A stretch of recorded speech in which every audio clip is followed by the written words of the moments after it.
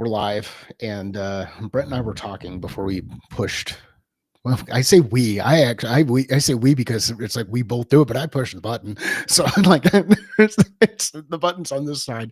But anyway, Brent and I were talking before we pushed the button, and the conversation was around being succinct and clear in communication. And it was around this time of year that I signed up for, what was it called? Remember the thing that they did? It was in the learning space, and it was, hey, we're going to bring all these executives out, and we're going to march them up in front of you. And it's this really, really well produced thing, and you're going to learn about leadership from, the one that jumps out at me is Bob Iger, or you're going to learn about sales from Daniel Pink, or you're going to learn. I think it was Masterclass. Did you ever see that, or did you ever watch any of those? Neil deGrasse Tyson did one. Um, the lady from Spanx did one. Did you ever look at one of those? No. Okay, so $180 for a subscription for a year. Same kind of thing, like recurring revenue model. So annual subscription, you have access to all the content inside the library. Yeah. Content aggregator pulls together all of the content from multiple sources, but sources being the talent that they bring in. And Neil deGrasse Tyson was on there, and he said that he did an interview with local TV or whatever, and they chopped it up. And he's like, God, you completely missed the point that I was trying to make by chopping it up. It was all delivered out of context. It sounded good, but it was delivered out of context. So from that point forward, he decided that the way that he was going to solve for it is he was just going to speak in sound bites and just keep things super tight. So one of the things, after listening to that a couple of years ago, I started doing it. So that's where things like looking for leadership start with a mirror come from. Like that's the foundation of saying the same thing and pull the string back and repeat the same crap. And it's, wow, that almost rhymed. But that was it. It was like, okay, here's the point. Here's the thing that reinforces it, that follows the point, and then here's the question to get people thinking about it as we exit the point, right? So there's the point, there's the context, and then there's the call to action, which is the question. And I've been working on that for years now, at least 3 years. And it's helped me be more clear and succinct with communication, even though I still kind of get rambly. But so if you're looking for something interesting, Masterclass is kind of cool. And if you're looking to get better at that type of communication, that session, that thing that Neil deGrasse Tyson did, which wasn't the focus, but the thing that he did and the thing that he shared was one of the things I took away. Brent, how are you doing this morning? I'm doing good. I learned that when I was working in television as a electronic news gatherer, they used to call it back in the day. Hold on, what's an electronic news gathering? Electronic news gathering was what they called it. This is pre-internet, people. Yeah, so they there wasn't anything except for apparently ENG was the acronym they used. But I worked at a small TV station, and I interviewed a lot of people and realized, and then watching the news to learn how to produce the news, you start to see it, and you start to see the little games that are played, and then when you're driving in a car, here's the big aha moment for anybody.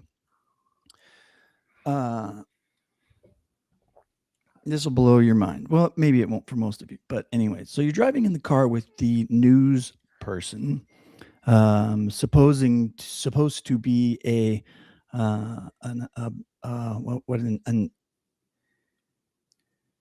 objective observer. Okay. And every last one of them, I don't care how nice they were, I don't care how not nice they were, I don't care what type of personality they are, whatever. When you're working in news, you wake up in the morning. If you're the anchor, all you do is read stuff. So you can be dumb as a bag of hammers. and you can do just fine. Just look pretty and you're good. I'm Ron Burgundy. Yeah. I'm Ron Burgundy. Yeah. The news people, they have an extremely short amount of time to get something produced for the 5 o'clock, the 6 o'clock, and the 10 o'clock. 5, 6, and 10, right? And you've got to get out there and get the story. And every last one of them sits in the car when you're in the morning and they're writing the story. They don't know what in the hell they're going to get. They know exactly what they want to get. They know exactly how they want to tell the story, and they know exactly how they want to bend the story. They've got it all pre-figured out in their little heads as to exactly what the story is that they're going to capture, and they go and they get it. And when you're in the hold on, Brent. So they're writing like the copy, like they're doing that in the field, and they're saying, okay, well, here's the arc that we're going to go through, and this is the journey that I'm going to take people on, and this is the response. They're literally doing that day by day. Lots of I statements. So you're the videographer, producer guy. You see them in the morning, and it's always, I want to tell a story about how bad it is that this asshole governor is doing this, that, or the other thing. So I've got appointments scheduled for us to go get an interview with this person and that person that was screwed because of this, that, or the other thing. And so we got to get out of here. We might have enough time to stop and get some coffee. So jump in the car, and they're already starting to write the story that they want to tell. So before the information happens, before they know what the person's going to say or anything like that. That's awesome. Yeah. So anyways, yeah. So everything's planned. There's always a shtick involved.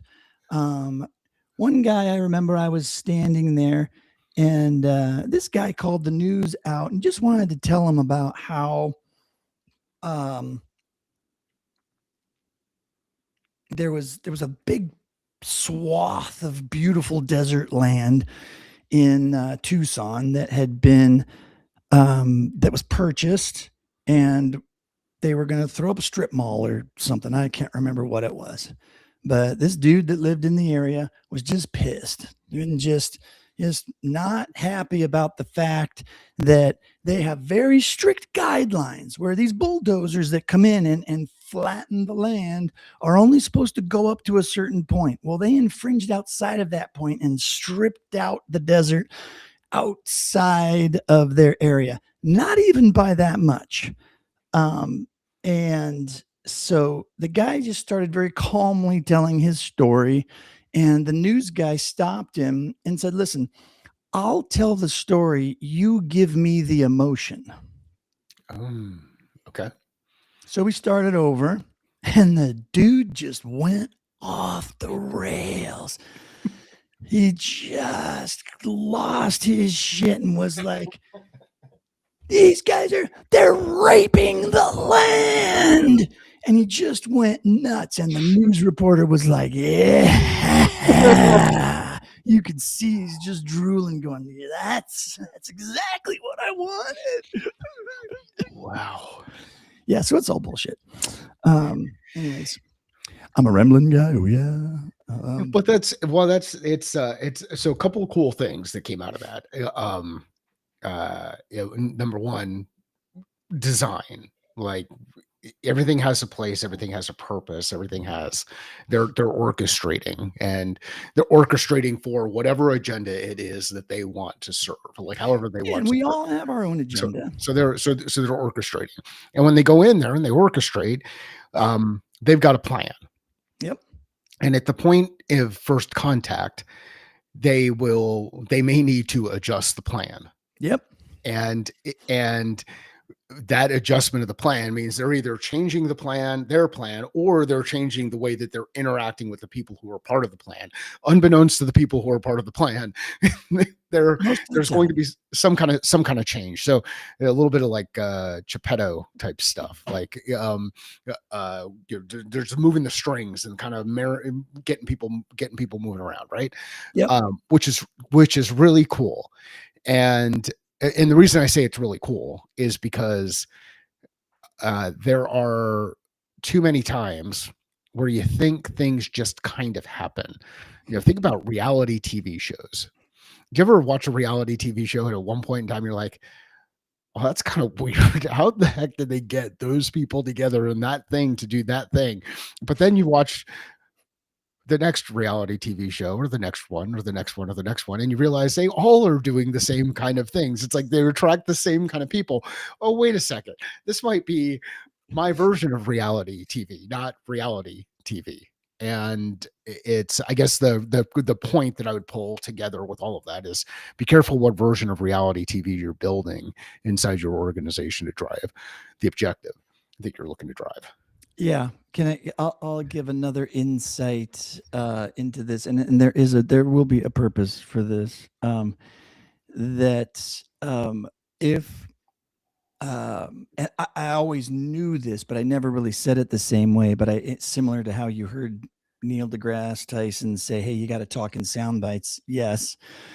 Um, the other one is, if you don't really understand or know how wrong all media is until they do a story on something you're an expert in, Yep. or you know, and you realize, if you apply that to all of it, then you start to really see how you can't really trust or believe in any of it, because the perfect example would be, at least for me, when it's personal to you. So my daughter, when she was 9 years old, she became the youngest woman to swim from Alcatraz to San Francisco Bay. And they always have to have tug on your heartstrings, right? And all this kind of stuff. And Linda had just recently been diagnosed. She'd gotten her lupus diagnosis. Emma's mom, my wife, and the news went off on just that, to make more drama in the story than it really was. Because Linda swam with her. Linda was like, "I'm not throwing her in the shark-infested waters without me there. I'm going to be there." So they both have their little wetsuits on, and they're getting ready to go, and they're interviewing her, and she explains that her doctor told her, "Yeah, it's probably not a good idea for you to go do this." But so the whole story became around how heartbreaking it was that her mother was, and just how brave she was, that she was going against doctor's orders to, but she's gonna swim with her daughter anyways. And it just became this big thing. And there was just a whole bunch of little things like that. It's like, well, it's kind of the story, yes, but you sort of blew it way out of proportion, and it's not really that. So it's a thing. And it's always a thing, or often a thing. Yeah. And I wonder if that's the same way we do. So to swing this around to learning and development, do we go into stories, and when we're developing training, do we have a narrative ahead of time before we start creating or training or presenting or teaching somebody else? In many cases, I think we should, right? We always have objectives that we're trying to meet. Right. But how real are those objectives or goals, and how impactful are they? Or are we just trying to tell a story? Yeah. Well, and the other one to ask in there. So there's how real are the objectives? Well, do we know what they are? Yeah. And what's do we understand it from both sides? Yeah. There you Like, go. do we know the objectives from both the learner perspective, the person that person works with or works for or serves, and your objective? Because sometimes we get super excited about technology and we're like, ooh, this would be a great way for me to justify this investment into this technology and roll it out across the organization. I mean, imagine if everybody was walking around with AR, VR glasses and they just had the world in their hands, not the big goggles, like the little glasses that they're all like, we have, we have a bunch of Tony Starks out there, where, where uh, the the tool is embedded into their glasses. Like, could you imagine a coach that's just there with you all the time, and when you're having a conversation with someone, it nudges you and reminds you, pause and ask a question here. I was just going to say, mine would be like, shut up, shut up, shut up, take a breath, let Mike talk. Ask Mike a question. It's like and you can go through and you could justify it too. And you could say, hey, I'm doing it because that's the right thing for the person or the right thing for the business. Um, and then you could also go through and say, um, am I allowing my biases to get in the way of what I think the right thing is? And is it really the right thing? And this is where, we've talked about it before, but this is where that hexagon really can kind of come in and play an important role. It's like, what's the specific problem? Who has it? Who's impacted by it? Who cares about the people who have or impacted by it? And then why does it persist? Why is it important to solve? And we just went through that pretty quickly, but that gets that top half of the hexagon, or the Mary Poppins Yep. approach to problem solving. And it's those questions though that help gain perspective, because really the real story was about your daughter swimming from Alcatraz. Yeah. Like, And being the youngest to do it, right? I mean, that was supposed, and it really it was, but they just highlighted, and they just had to come up with something sure. unique, over and over again. And when they would do the stand-ups, right, when they would go live, before that, you see the news guy over there writing everything, writing the script and practicing speaking it out loud over and Oh, over and over okay. and over again. That's cool. So, you think they're live and you think it's all spontaneous and all going on. Oh, no, no, no, no, no, no. It's all pre-scripted, pre-planned, conversational. If he's going to be going, let's go over here, I'm going to say hi to, let's see, hey, Emma just came out of the water. They talk to him beforehand, before it all happens. It's like, hey, we're going to be there when you get out of the water, and so so to Craig's point, scripts work. Yep. I'd go with yes, especially when you're under pressure. And that's what I was going to say. When I finally stopped, was I don't blame the news folks for doing what they do. They have to put something out. And that's what I meant when I said, listen, you've got a small chunk of time in the morning to get all the content you need to produce a show that there's people paying money to advertise on and all that kind of stuff.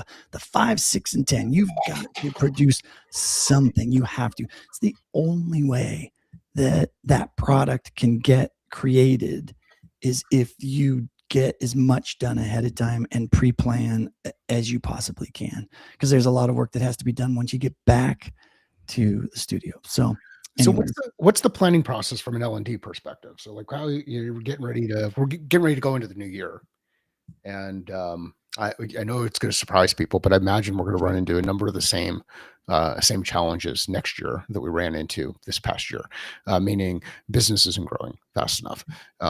People are, we need to hire more people. We need to make sure that we get the people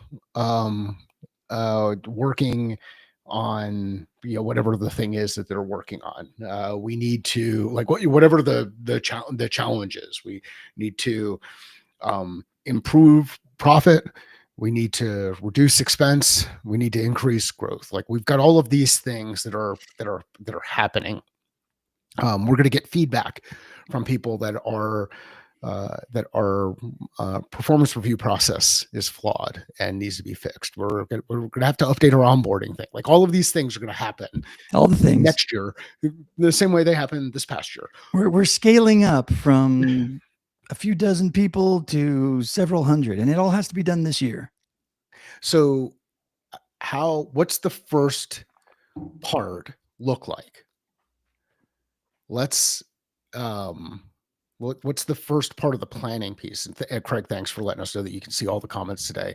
I did not do anything technically different. I don't know. The one thing is that today when we went live, actually, this is the thing that was technically different. All of the different ones were connected to each other. Meaning you had already connected your stream before we pushed the go live button, and maybe that helped on can see all the comments. Or everybody's actually in the same stream right. this time. What's the first stage of planning? Like so I'm the news reporter and I'm the learning professional that's getting ready to go through and attack this thing. What's the first thing where do we start from a planning perspective? I thought you were asking the chat room. No, just you. Maybe we'd wait 2 minutes to. Yeah, because we'll be waiting for a while and we don't have the music yet. But I don't know. Did you have the snow flurries in there yesterday, or did you change this and add snow flurries? No, I cleared it up. There was before it was just I had it kind of fuzzed out in the background, and then I made it clear. There you go. So I guess maybe this is the wrong way to take it, but the planning process. What's the initial planning process look like when saying, hey, you know what, we've got a problem inside the business that I think it's important for us to go out there and solve with some kind of learning or some kind of training or some kind of an experience or some kind of resource. What's the first step? Well, I think we need to assess and define the problem, or figure out if there is in fact a problem. So you say we have a problem. Typically what it is somebody has told you and said, hey, this is a training problem, so let's go to the training guys. Hey, training guys, we have a problem. First, do they really? And is it, do they really have that problem? You need to confirm that, yes, in fact, there is a problem. Now, sometimes you don't have to do too much other than ask a couple questions, or they did a really good job ahead of time to be able to show you, yes, they didn't just say, here's a problem. They said, here's a problem and here's why it's a problem. And they explain it to you. And you're like, oh, yeah, I get it. That's obvious. That's a problem. You still may not be convinced that it's a training problem or that training can solve it. So then you're going to have to go out and assess. So to your point, who's involved with the problem, right? Who's impacted by that problem? Who's causing the problem? Who's perceived to be causing the problem currently? What's the thing that's going wrong? Who cares about it? All of those things in the Mary Poppins umbrella. Except we just call it assessment, right? We have to go out and assess what's going on, what the topic is, what the content is. What are some mistakes that people make with assessment? Skipping it.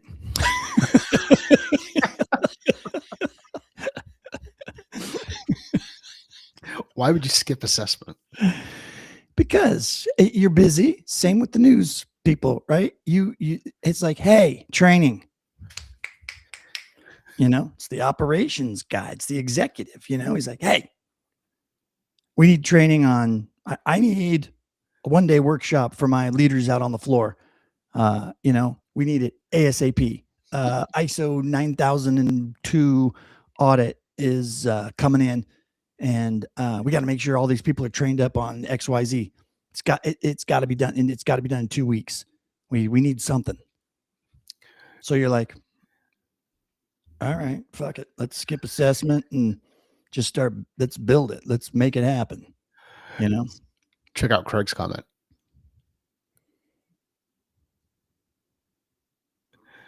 Does it need to be training? Does it need a training? I love that. Yeah, it's so true. We yeah, The, I know. Most of it is, but that's yeah, such the majority of what we do is forced upon the businesses by legal compliance, yeah. whatever. It's not about learning.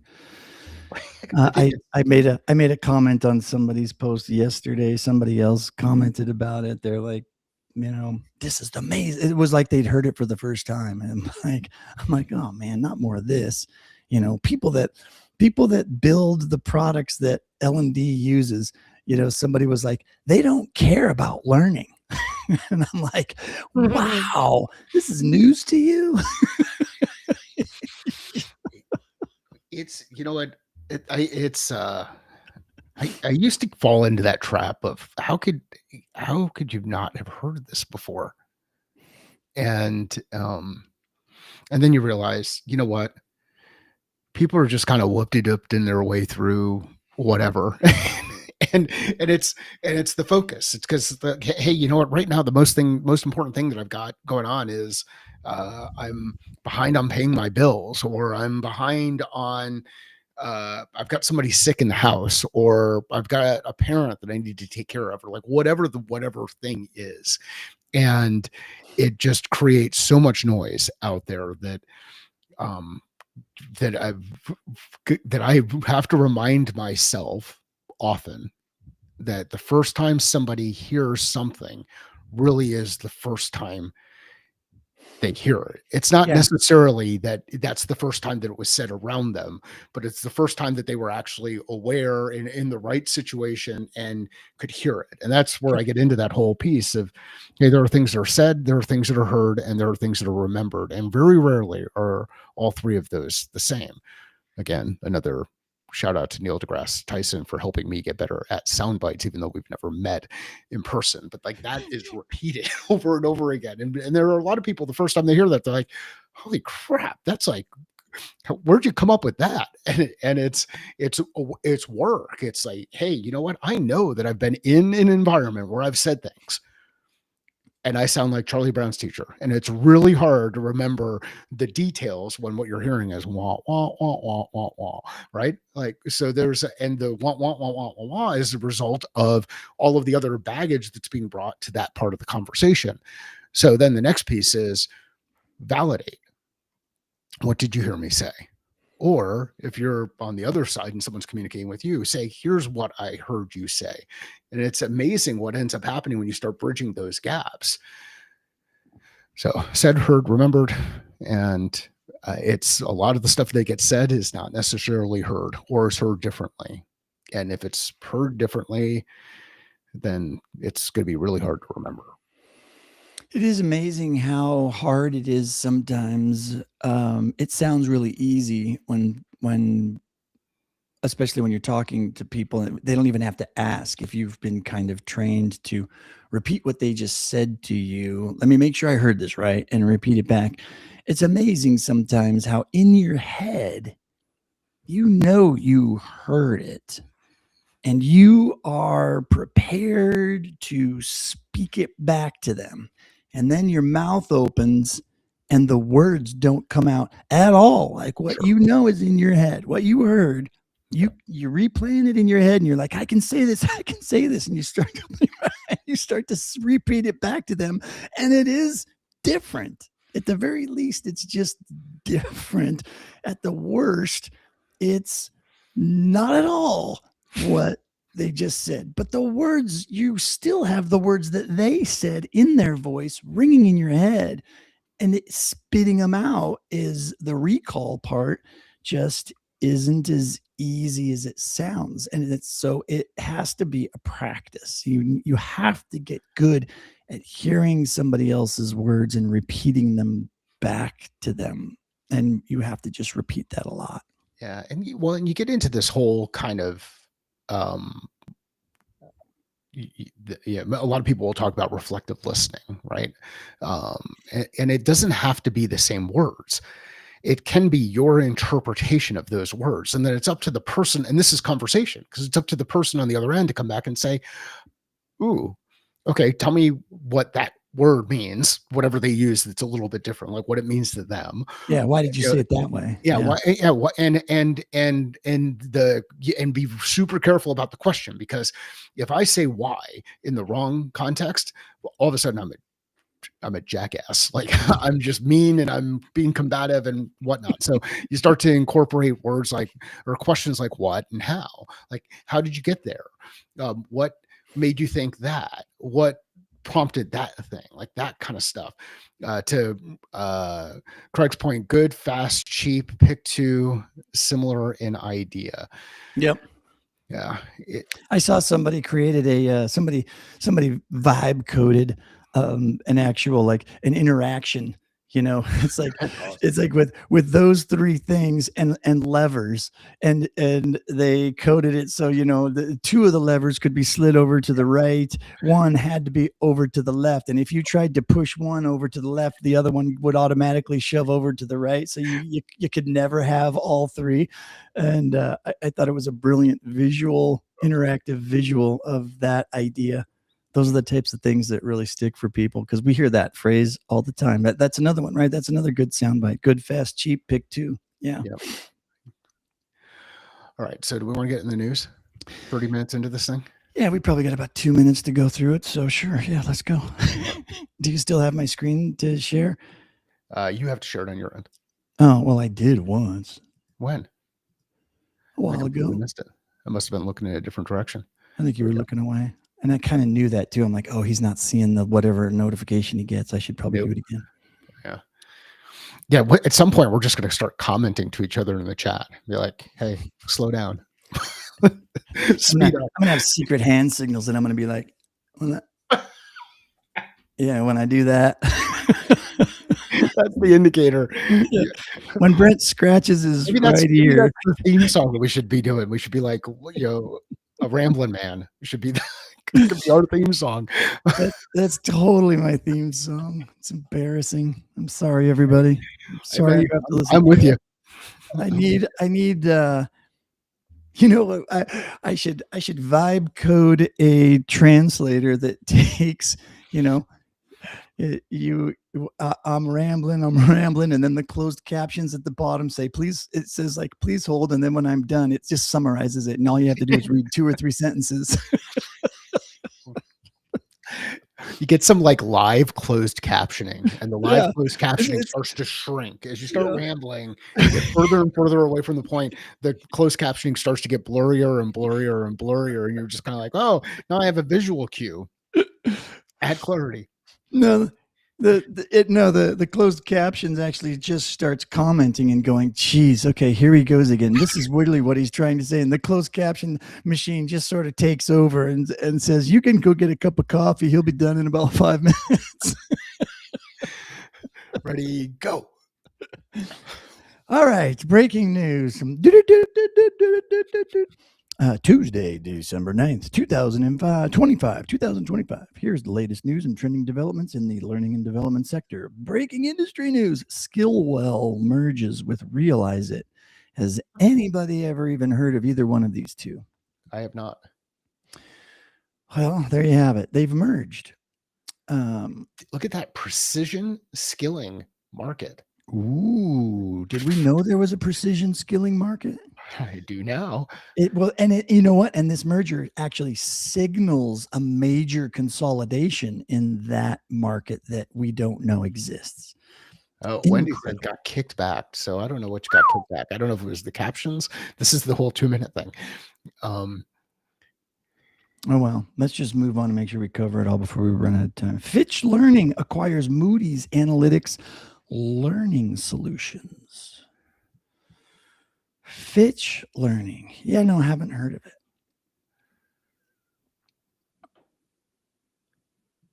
Sorry, moving on. Global and government initiatives. Apple launches Virtual Manufacturing Academy. Oh, that's interesting. Apple announced the expansion of its Apple Manufacturing Academy with new virtual programming today. Originally a physical hub in Detroit, this virtual expansion is designed to train small and medium sized U.S. businesses in advanced manufacturing and innovation techniques free of charge. That's kind of cool. It's very cool. Yeah, I'm digging on that. Trinity College in Dublin receives 2 million euros for language tech. I'm going to skip that. UNESCO disaster training in Caribbean. Ooh, I love a good training disaster. Oh, no, it's training for a disaster, just in case. UNESCO launched a regional training program today for Caribbean media professionals. The curriculum focuses on using AI, drones, and geographic information systems, GIS, to combat misinformation and improve reporting during disasters following the impact of Hurricane Melissa. Okay. I'm going to skip that one. Boy, can I just go off on that? Look at this. Best of DevLearn Demo There we Fest. go. Events happening today. Hey, is everyone signed up for that? The eLearning Guild is hosting a webinar today showcasing the winners of the recent DevLearn Demo Fest. This is a popular event for instructional designers to see real-world projects that solve specific business problems using tools like XAPI and mobile learning. So, yeah, it is a good way. If you weren't able to go to DevLearn, it's a great way to see, to just get a crash course in what everyone that was at DevLearn thought were the better of the solutions. So the only problem with that is that if you're in a niche like training field or training trying to solve different training problems, you could go to Demo Fest and see the most awesome thing that's totally perfect for you and kind of the thing you want to be doing, but nobody else is interested in it. So it's cool to you, and that's the one that you were psyched to see, but nobody else is in your niche, and so they don't win.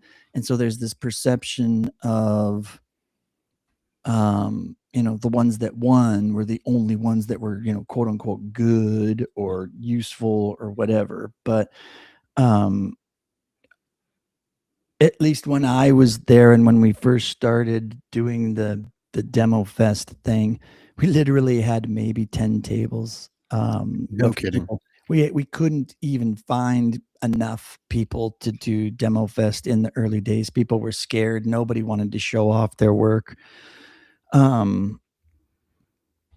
had a former colleague that I'd worked with at Intel who'd done this amazing spreadsheet. He was a whiz at Excel, and I can't remember exactly what he had done, but he had basically in one spreadsheet had automated a significant part of all of the training operations. And it wasn't like super complex or anything, but it was exceptionally useful, and it cut time down, and it had all these great business impact.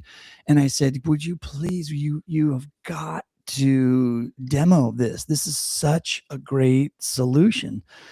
And so he did, but I can remember at the event, it's a spreadsheet. So people weren't like everyone wanted to see the latest in virtual reality and whatever the whiz bangy, thingamajigger was. But his solution was really, really impressive from solving a problem and an operations perspective and what we all deal with. And so anyways, so did you do that? And I didn't see. I think yeah, that's awesome. No, you did that yourself.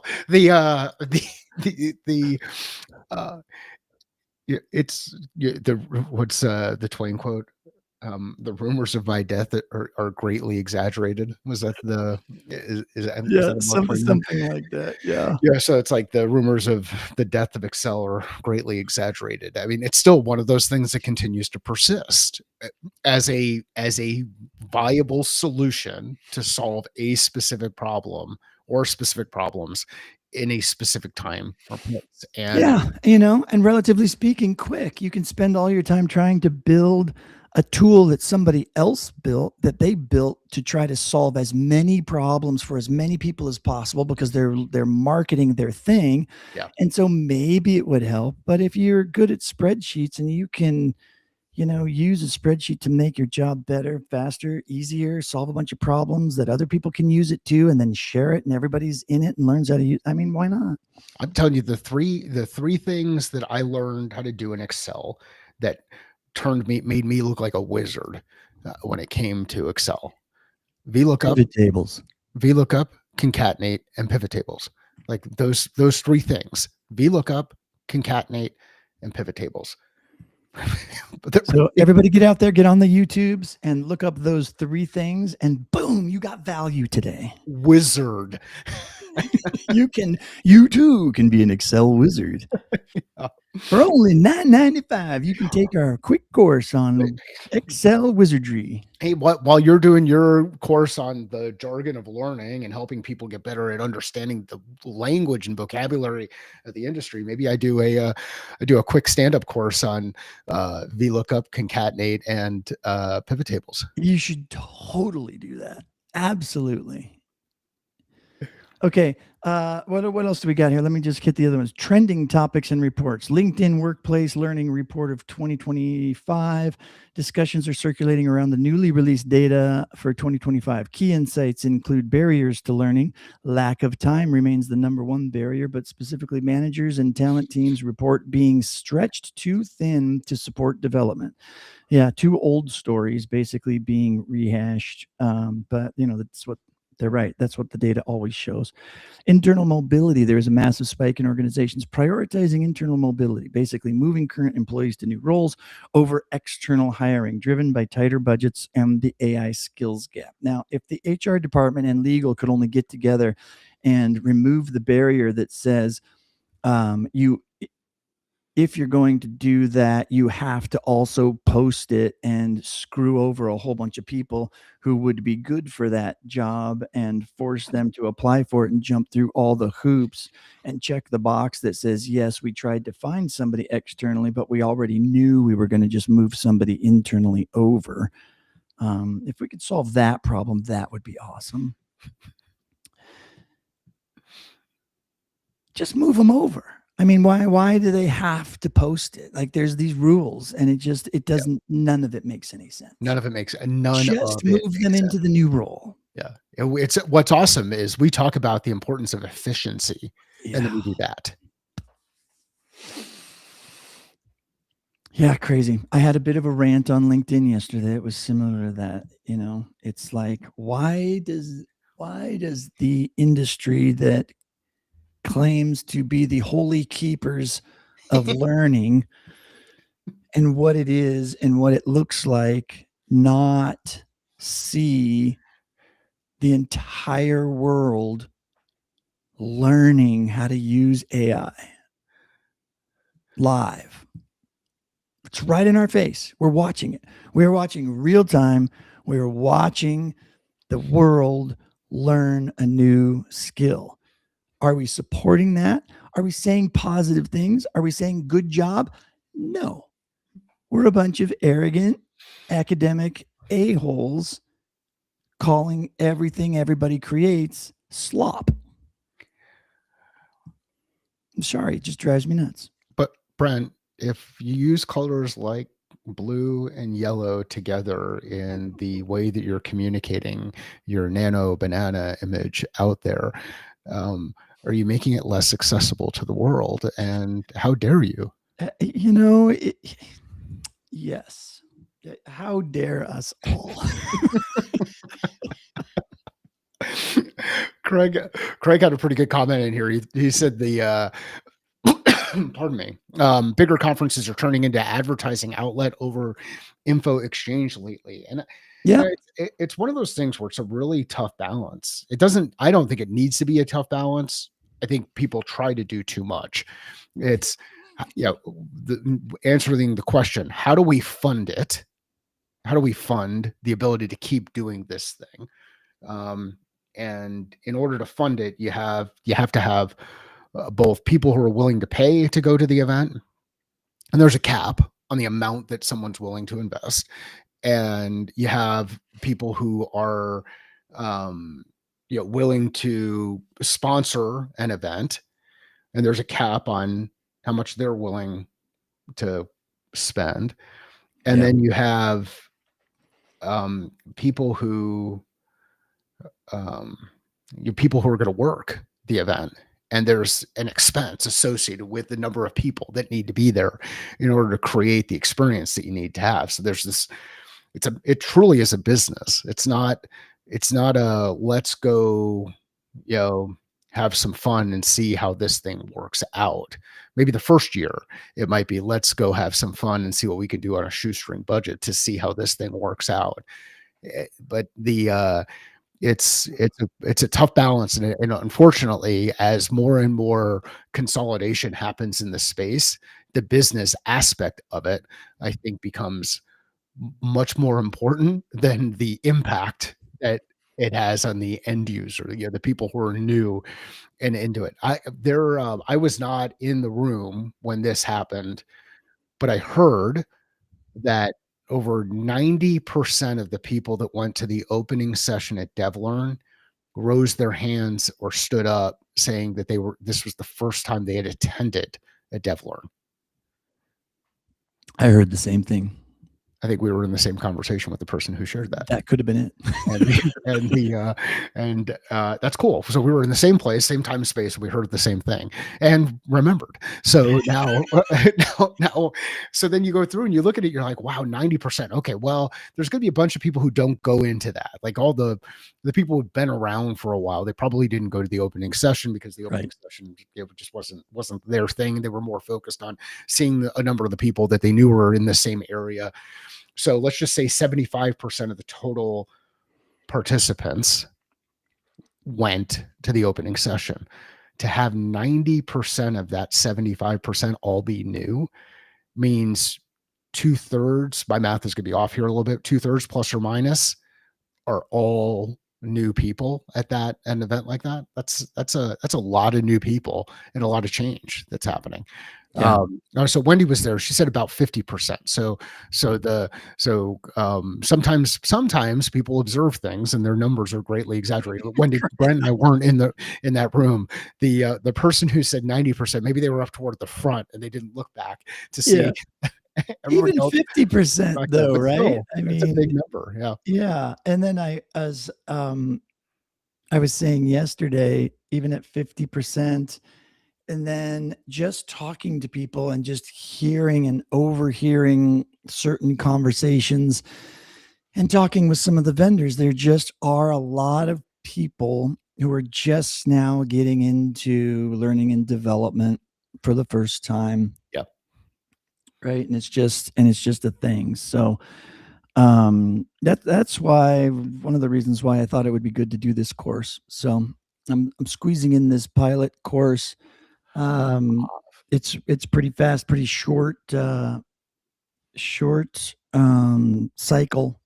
And I'm just looking to get 10 to 20 people to join me, not this Thursday, but next Thursday, the 18th, to go through about a 4-hour version of it. It will still be packed with great value, and we're going to have a good time. I'm going to make sure that it's fun. We'll do a historic retrospective. We'll talk about all of the acronyms, the lingo, the semantics, the history of instructional design versus the history of the technology, how it all maps together, and why we have gotten to the place that we are today and what the future holds for us. So if you're new, we can give you a crash course in it and make you sound like a genius in just a few hours.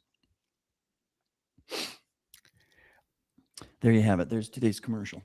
But I did want us to talk about this too real quick before we close out. The very last bullet point in today's Gemini news: business first L&D as 2025 draws to a close. Industry retrospectives from sources like Reddit and Learning News are identifying a shift from order taking to co-owning outcomes. L&D teams are increasingly being measured on business performance metrics rather than learning engagement stats. Now, Mike, what jumps out at you in this bullet point? That Reddit is a source.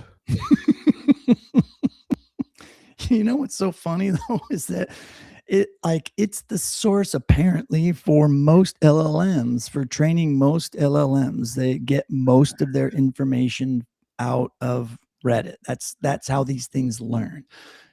So like if you were gonna like teach a child about the English language, you just send them to a dumpster fire worth of illiterate human beings and have them learn how to speak or put a sentence together. But it's like, so my point would be this: is it the actual business that's driving this change, or is it just the bubble that we're all in that's getting identified by these quote unquote news sources that they're identifying a shift? We've been talking about not being order takers and being mad that we're order takers for decades, and that we should be more focused on business outcomes. So I know it's not the industry that's just identifying this as a need. I'd be curious if it really is if the business is now starting to go, we kind of have been treating our training department like a McDonald's and just saying, hey, we need this, and we need this, and we need this, and we expect them to just crank it out. Maybe they could become a partner of ours, and maybe they have some value to add that could help us run the business better. That's what I want to know, because they make it sound like that's what's happening. And I'll be honest and say, I'm not buying it. Yeah. So what happens if you click on the link in there? And I already turned the sharing off on it. And then Wendy's got a couple of different comments that she's dropping in here too, that I'll put up here. Yes, business is driving change because we all need to make sure we are a benefit to the organization. I think it's just now being reported that we are doing it. Yeah, that's a good point. Yeah. So the looks like the link that they got this from is from something called A.C.T.S Solutions: 5 mistakes learning and development teams make when measuring impact. What does A.C.T.S Solutions do? Hold on one second. Let's figure it out. Actually, here, click your share again, because I turned it off. And it'd be good for everybody to see this as we go through it, because we're just asking questions. We're going a little bit deeper into the data. Can you click share again? Yep. Coming at you. Awesome. So, all right. So 5 mistakes. Let's take a look, even without even going into the detail of the mistakes, because I bet we could repeat some of those mistakes, or at least call out. Like, we could do a bingo card, and everybody get their bingo card out. And if you've got the mistake on there, then somebody yell and shout bingo.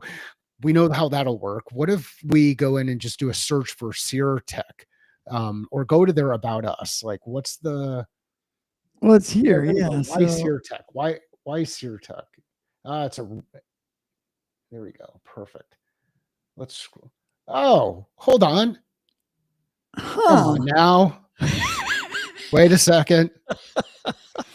A.C.T.S is a company that sells a trusted system into the learning space.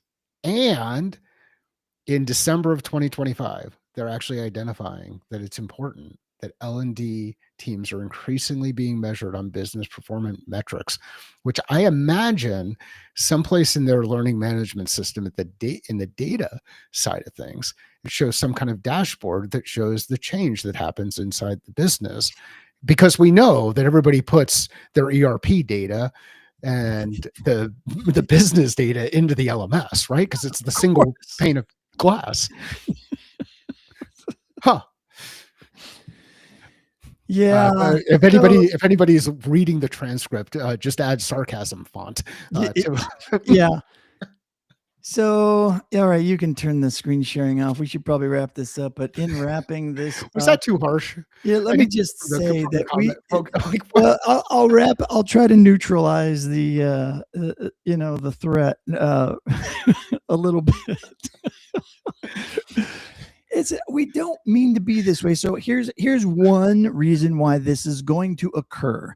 And it's sad that AI is picking up on it, but it's also nice that it's picking up on it too, because that's why this is done. So there is a movement towards, if you want to be seen in marketing, it's no longer SEO, right? It's generative AI engine optimization, or they call it GEO or something like that. yeah, So what I do know that a lot of vendors and companies are doing is they are putting out a bunch of content that specifically covers very specific things that they want to be known for, that then, because just like SeerTech showed up because Gemini saw it and added it as a source. You want to be the source that Gemini, ChatGPT, all those people use when it's collecting information about a specific topic. It's the new marketing tactic of an AI world, and so it's the new form of SEO. So maybe they legit aren't just now identifying that it's a thing. It's a thing, and AI, because they just posted it maybe recently, yeah. AI has assumed that since the date is current, it's rising it to the top because it's a current story, and therefore it's saying they've now identified it, and so it's skewing their desire for what they've put out there. So SeerTech people, very sorry, we don't mean to make fun of the story. We get it, we know what you're doing, and it's all good. Everyone needs to get it done, and it's a competitive world out there. So Humor is humor because it's relatable. it's real. Yeah, it is. It is real. It is. I know. Well, and good on the folks at SeerTech to be able to get in To there get that in quick. there, Like, right? Yeah, I for mean, sure. how awesome would that be? And maybe what we're doing is actually pointing out some of the, not necessarily the failures of AI, but just helping people to be more discerning about how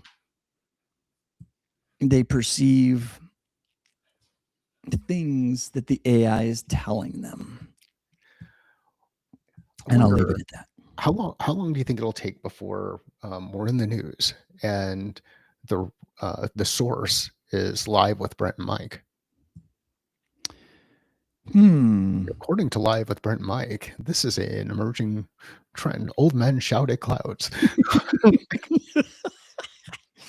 What I want to know is how long before we start going 2 hours instead of just one, Oh because no, we're not gonna do that. we're at the top of the No, hour. We've just got to call this done. that's it. We're not gonna Thank you, Wendy. do it. Thank you, Craig. Thank you. I think Iqbal was here earlier. Yeah, thank you for hanging out with us, Iqbal, if you're still hanging. Thanks everybody. So we'll do it again tomorrow, Yep. same bat time, same bat channel. Indeed we will. All right. I would love to see some comments. Everybody's got some things like burning questions that are top of mind, burning things that you're kind of working through. Let's see what those show up in the comments, or send direct messages over to Brent and I. I've got one that I really want to get into, which is this whole piece, because it came up again, the business side of L&D, which I know is going to tie to Yep. some of the stuff that you're working on. And it's like, Cool. maybe even Let's just do it. get into like, what is business?